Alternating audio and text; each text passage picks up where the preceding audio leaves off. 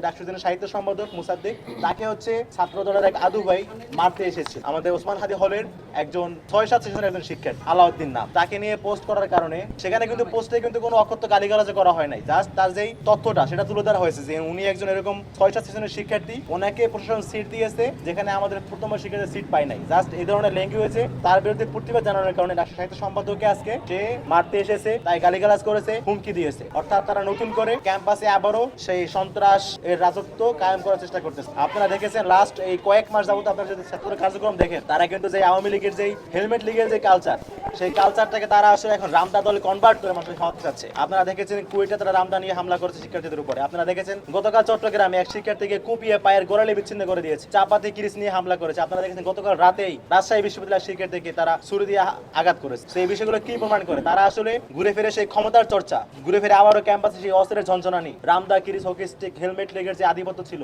সেই একই কালচার ক্যাম্পাসে নতুন করে আবার নিয়ে আসতে যাচ্ছে। এবং এটাকে নিয়ে আসার জন্যই তারা মূলত তাদের যে পুরোপেশি শক্তি, তাদের যে আদু ভাইরা রয়েছে, তাদেরকে নতুন ক্যাম্পাস আবার পুনর্বাসিত করে। এটা নিয়ে প্রতিবাদ করতে গেলে আজকে শিক্ষার্থীদের ভোটে নির্বাচিত শিক্ষার্থী প্রতিনিধির কাছে তারা হেনস্থা করেছে, হুমকি দামকি দিয়েছে। তো এই বিষয়ে আমি পুরো ঘটনা নিয়ে আমাদের যিনি আজকের ভিকটিম মুসাদ্দিক আলী মোহাম্মদ, তাকেই বলার জন্য অনুরোধ করছি।